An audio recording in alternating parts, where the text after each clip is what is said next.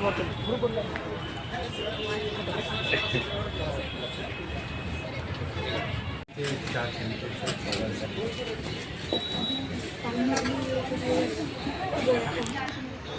तुमच्याकडे उमेदवार येऊन गेले, काय सांगाल तुम्ही? बोसरचे आमदार महेश दलाल यांनी कशा प्रकारचे पॅनल दिले? आज आपला प्रभाग क्रमांक 8 हा सुशिक्षित उच्च शिक्षित प्रभाग आहे. त्या हिशोबाने आज आपल्याकडं 2 डिग्रीवाले आणि डॉक्टर उच्च शिक्षित असे उमेदवार BJPने दिलेले आहे. एक इंजिनियर असे उमेदवार आपल्याला दिलेले आहे. आणि हीच भविष्याची गरज ओळखून सर्वांनी BJP भारतीय जनता पार्टीच्या उमेदवारांना प्रचंड बहुमताने विजयी करा. नाव काय तुमचं? भाऊसाहेब हिरकर. प्रभाग क्रमांक 8मध्ये सर आमदार साहेबांनी कसे उमेदवार आहे काय सांगा? ॲक्च्युली प्रभाग क्रमांक 8 हा सगळ्यात पहिल्यापासून सगळे लोक पण उच्च शिक्षक आहेत आणि आमदार साहेबांनी ह्यावेळेला खूप विचार करून लोक दिलेले आहेत आणि ते पण सगळे उच्च शिक्षक आहेत. एक इंजिनियर आहे त्याच्यामध्ये बिडगरे साहेब, दुसरे डॉक्टर आहेत ते MS आहेत. ते उच्च शिक्षकांनी त्यांचं गेल्या 30 वर्षापासून खूप चांगलं काम आहे. मी स्वतः डॉक्टर विनायक गवळी, त्यांचं काम एवढं चांगलं आहे तर लोकांसाठी सामाजिक काम करण्यात त्यांची ज्या मनामध्ये इच्छा होते ती आता ॲप्लिकेशन करण्याची वेळ आलेली आहे आणि आमदार साहेबांनी त्यांना दिले. दुसरा माझा खास मित्र आहे योगेशराव लोंढे यांची मिसेस नम्रताताई. त्या कोणत्याही क्षणी कधीही अवेलेबल असणार. एक लेडीज आहे पण कधी फोन करा आणि योगेशरावचं एवढं सहकार्य असतं आणि कुठलं पण सामाजिक कार्य म्हणा, अडचण म्हणा, कुठल्याही गोष्टीवरती योगेशराव आणि त्यांच्या मिसेस दोघंही असतात. आमच्या LICमध्ये तर त्यांचं एकदम घरच्यासारखं रिलेशन आहे. आणि तिसरे उमेदवार आहे ते शिवराजराव, हा माझा एक भावासारखा आहे. त्याचं काम तो कधी कधी त्याची अपेक्षा नव्हती की निवडून यायचं नगर, पण आता चांगली वेळ आलेली आहे, गरज आहे. समोर आपल्याला काहीतरी करून दाखवायची ताकद आहे आपल्याकडे भाजपमध्ये. आणि मी आमदार साहेबांना जेव्हा इलेक्शनला उभा राहिलो तेव्हा म्हणलं साहेब आता हा आपल्याला गड कायमस्वरूपी असाच राखायचा आहे. तेव्हा पण मी त्यांना मुलाखत दिलेली होती. आमदार साहेबांचं तुम्ही चांगली लोकं दिल्याबद्दल मी इथं अभिनंदन. आणि आपलं पॅनल 100% निवडून येणार ही इथं मी ग्वाही देतो. असंच काम चांगलं करायचं आहे आणि असेच उच्च शिक्षित लोक देत जावा की लोकांची कामं हे आता हा इंद्रायणनगर परिसर खरंच उच्च शिक्षित आहे. याच्यामध्ये असे कोणी असे अशिक्षित राहिले नाही, त्यामुळे त्यांची नक्की प्रॉब्लेम्स काय आहेत हे ह्या लोकांना समजू शकतात.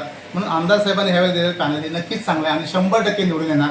कांबळे सर, मेडगेरी साहेब, शिवराज सरांची मिसेस आणि नम्रताताई आणि हे सगळे पदवीधर आहेत आणि सगळ्यांचं काम चांगलं आहे.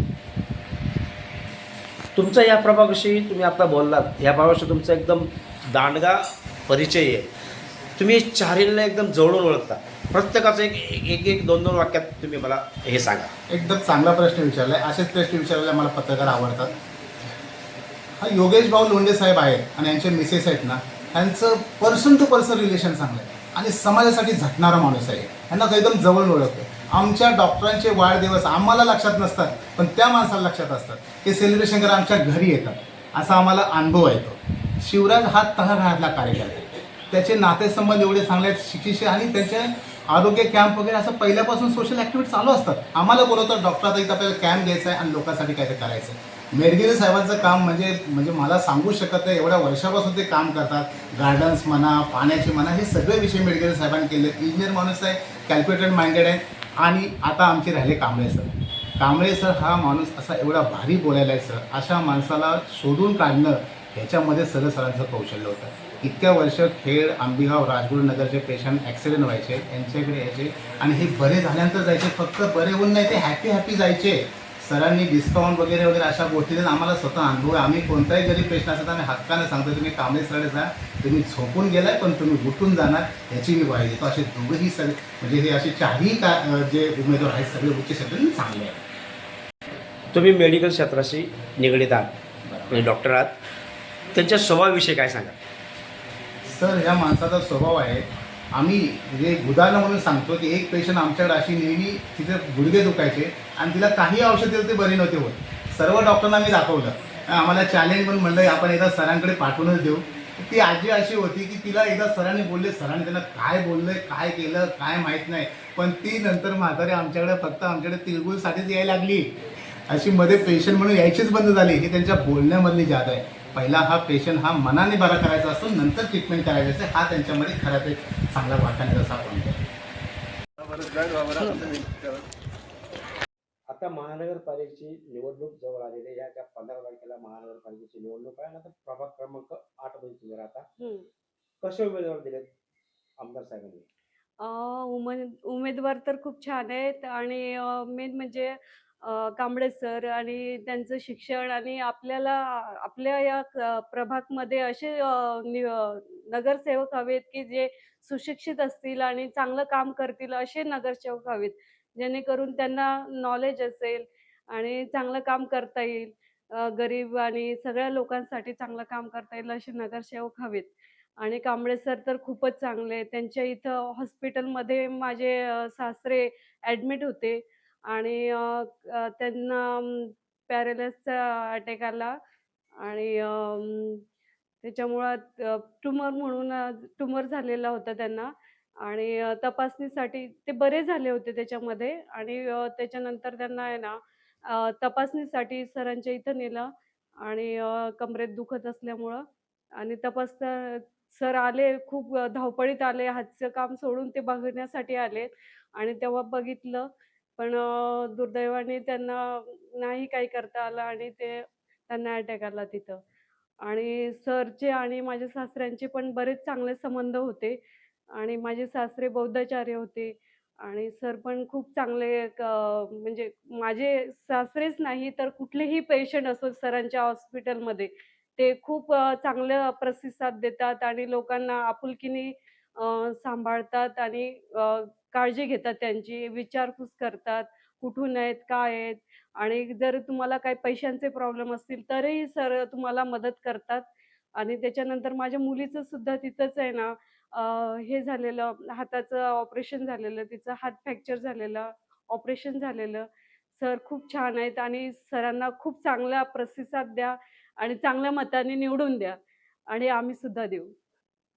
सरांबरोबर त्यांच्याबरोबर सरांच्या बरोबर जे पॅनल आहेत त्यांना सुद्धा चांगल्या भरघोस मताने निवडून द्या.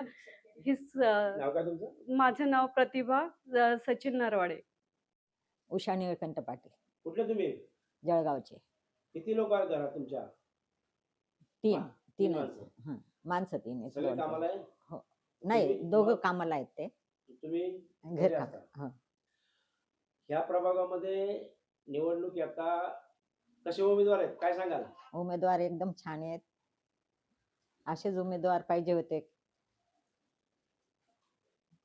मला डॉक्टर सुहास कांबळे उभे आहेत, हां. कसे आहेत ते? एकदम चांगले डॉक्टर म्हणून प्रसिद्ध डॉक्टर आहेत ते. हा. त्यांनी माझं ऑपरेशन एकदम छान केलं खुब्याचं. 15 दिवसातच चालायला लागली मी. तर काही त्रास नाही त्यानंतर मला. एकदम डॉक्टर चांगले डॉक्टर आहेत आणि असेच उमेदवार पाहिजे. हा. डॉक्टर कांबळे हे खूप शिकलेले आहेत. त्यांचा स्टाफही चांगला आहे. एकदम चांगले प्रसिद्ध डॉक्टर आहेत ते. मेहनत चांगली घेतात.